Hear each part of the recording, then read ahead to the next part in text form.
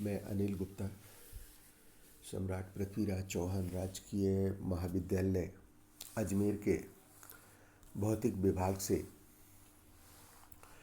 BSc third year physics के paper first quantum mechanics में व्याख्यान हेतु उपस्थित हूँ। हमने इस थर्ड ईयर में जो पाठ्यक्रम में अपना पहला इकाई है उसमें प्रथम अध्याय को पूर्ण किया। थोड़ा संक्षेप में कुछ बातों को मस्तिष्क में याद रख लें।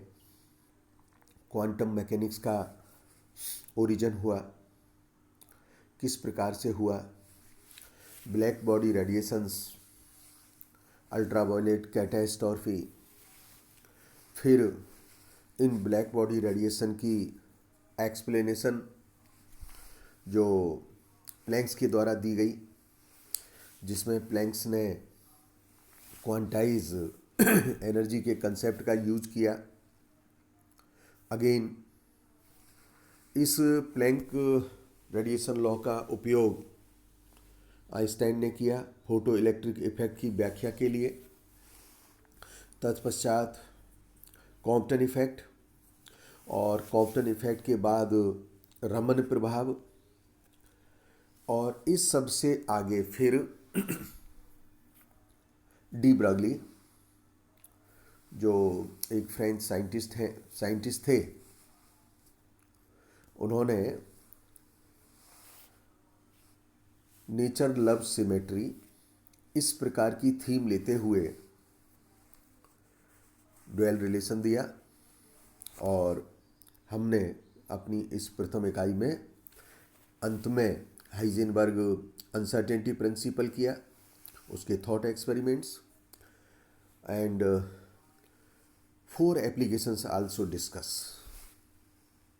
हाइजेनबर्ग अनसर्टेनिटी प्रिंसिपल के अकॉर्डिंगली अनुसार किसी बहुत सूक्ष्म पार्टिकल की, मान लीजिए कोई इलेक्ट्रॉन है, पोजीशन और momentum at one time at the same time decide नहीं हो पाएगी, डिटरमाइन नहीं हो पाएगी। डी ब्रॉगली का कंसेप्ट और Heisenberg uncertainty relation quantum mechanics के दो बहुत इम्पोर्टेंट पिलर हैं। इनके आधार पर फिर आगे हम श्रोडिंगर इक्वेशंस को ड्राइव करेंगे। श्रोडिंगर इक्वेशन को समझने के लिए बहुत एलिमेंट्री तौर पर हम वेव पैकेट को समझने का प्रयास करते हैं। इससे हमें श्रोडिंगर की इक्वेशन में मदद मिलेगी। वेव पैकेट के बारे में आगे जब हम श्रोडिंगर इक्वेशंस ड्राइव कर लेंगे तो एक बार फिर से डिटेल में विचार करेंगे। अभी हम इसका एलिमेंट्री रूप ही यहाँ पर प्रस्तुत कर रहे हैं। हम जानते हैं डी ब्रॉगली रिलेशन से lambda is equals to h over p, h over m b, और इस प्रकार से जब पार्टिकल का मास m है, वेलोसिटी v है, तो आवृत्ति को हम e by h m c square by h से लिख सकते हैं। और इस कारण से जो न्यू का मान हो जाएगा वो सी स्क्वायर बाई लैम्डा बी हो जाएगा। अब आप देखिए, मान लीजिए हम फेस वेलोसिटी निकालें तो फेस वेलोसिटी न्यू लैम्डा हो गई। इसमें न्यू का मान रख दीजिए C square upon lambda B into lambda, और इस प्रकार से फेस वेलोसिटी हो गई है C square by B. C is velocity of light, B उस पार्टिकल का वेग है जिसके साथ मैटर वेव एसोसिएट है। अब यहाँ पर परेशानी उत्पन्न होती है क्योंकि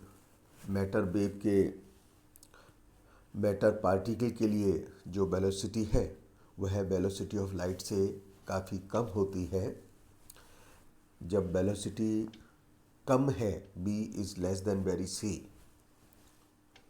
तब b is very much lesser than velocity of light, then द्रव तरंग का कला वेग फेज वेलोसिटी ऑफ लाइट से ज़्यादा होगा। अर्थात कण से संबंध द्रव तरंग कण के वेग का अधिक होने से ये गति करेगी और कुछ समय के बाद स्थिति ये बनेगी कि द्रव तरंग कण को बहुत पीछे छोड़ देगी।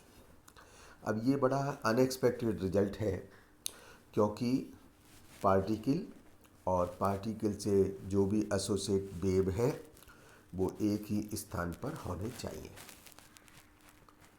अतः कण के जुड़ी हुई जो भी मैटर वेव है उसके लिए सिंगल वेव मान लेना पार्टिकल और वेव नेचर की इक्विवेलेंस को रिप्रेजेंट नहीं करता है। इस कठिनाई को दूर करने के लिए यह विचार रखा गया कि पार्टिकल एक निश्चित लघु स्थान में लोकलाइज है तथा इससे एसोसिएटेड जितनी वेव है उसी स्थान पर निहित होनी चाहिए।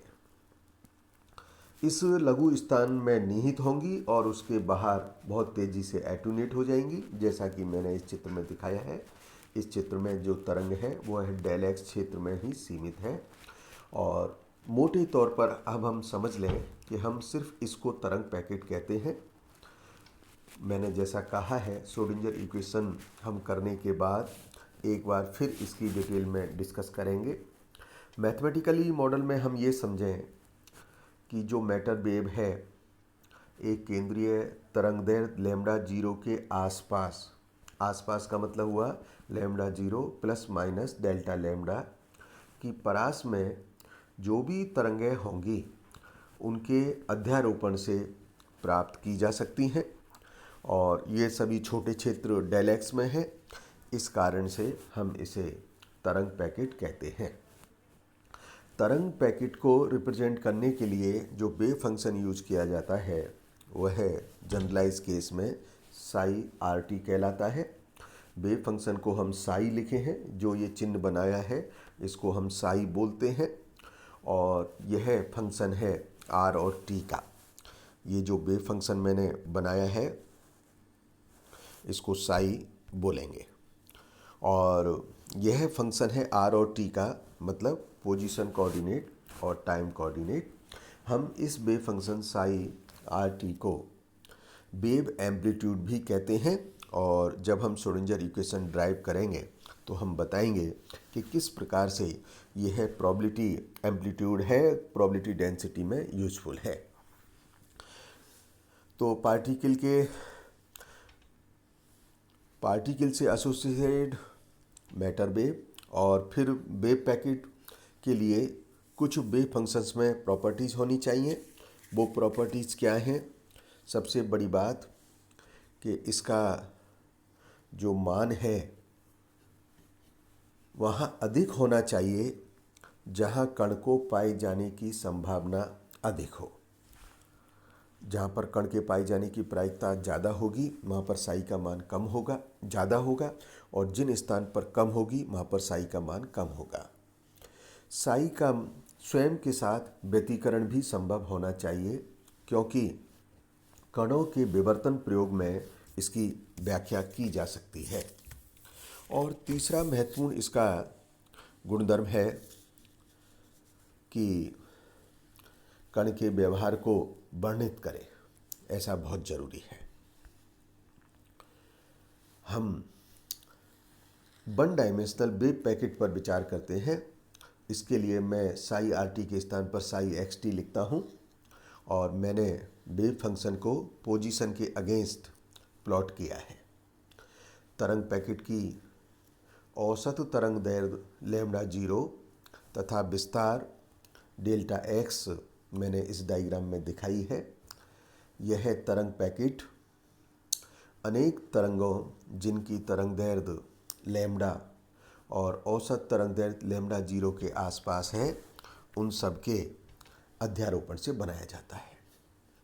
फिर हम इन घटकों तरंगों के आयाम साई का फोरियर ट्रांसफॉर्म प्राप्त कर सकते हैं, जिसे हमने दूसरे चित्र में दिखाया है। यहाँ पर के प्रोपेगेशन कांस्टेंट कहलाता है, जिसका मान 2 पाई बाई लैम्डा होता है। स्पष्ट है delta k is equals to delta k is greater और equals to 1 by delta x, और डेल्टा के साई का फोरियर ट्रांसफॉर्म है। अतः h cross delta k delta x is great और equals to h cross del p del x is great और equal to h cross. इसका क्या मतलब हुआ? अतः किसी कण को जब हम तरंग पैकेट के रूप में निरूपित करते हैं तो यह हाइजेनबर्ग अनिश्चितता सिद्धांत की पालना स्वतः ही करने लगता है। अब आप देखिए, मान लीजिए एक तरंग पैकेट में तरंग समूह का जो वेग है, जिसे हम ग्रुप वेलोसिटी कहते हैं, bg से दर्शाते हैं, और हम इसे डी ओमेगा बाई डी के लिखेंगे। डी ओमेगा बाई डी के में इनका मान सब्स्टिट्यूट करें और तो इस प्रकार से ये निकलेगा डी न्यू बाई डी 1/λ। ई बराबर एच न्यू तथा पी बराबर एच अपॉन लैम्डा का प्रयोग करने पर ग्रुप वेलोसिटी का मान प्राप्त होगा D E by D P, और इट इज़ इक्वल्स टू ई का मान रखते हैं पी स्क्वायर बाई 2m, और इस प्रकार से जब हम इसको सॉल्व करते हैं तो यह मान ग्रुप वेलोसिटी का b के बराबर आ जाता है। अर्थात इस केस में हम देख रहे हैं कि वेव पैकेट का ग्रुप वेलोसिटी कण के वेग के बराबर आता है, और जो पहले कठिनाई आ गई थी हम उसको सॉल्व कर लेते हैं, और हम निष्कर्ष के रूप में निकाल सकते हैं कि कण के साथ जो सहचारी द्रव तरंगें हैं उनकी कल्पना वेव पैकेट के रूप में की जा सकती है, और ऐसा करने पर वेव पैकेट कण के वेग के बराबर के वेग से गति करता है। दूसरी बात, हमने स्वतः देखा कि हाइजेनबर्ग अनसर्टेनिटी प्रिंसिपल की पालना भी खुद ब खुद हो जाती है। तो दो इम्पॉर्टेंट डिसीजन हम निकालते हैं। जो पहले प्रॉब्लम आ रही थी फेज वेलोसिटी के केस में कि उसकी जो वेलोसिटी है वेलोसिटी ऑफ लाइट से ज़्यादा हो जाती है, तो इस केस में हम देखते हैं कण के वेग के बराबर का वेग होता है। और दूसरी इम्पोर्टेंट बात है हाइजेनबर्ग अनसर्टेनिटी प्रिंसिपल की खुद ब खुद पालना हो जाती है, और इस प्रकार से जो हमने फंक्शन लिया है जिसे हमने साई आर टी कहा है, जनरलाइज फॉर्म में हम psi x y z t लिखते हैं, इस तरंग पैकेट को निरूपित करता है, और साई को हम तरंग आयाम भी कहते हैं।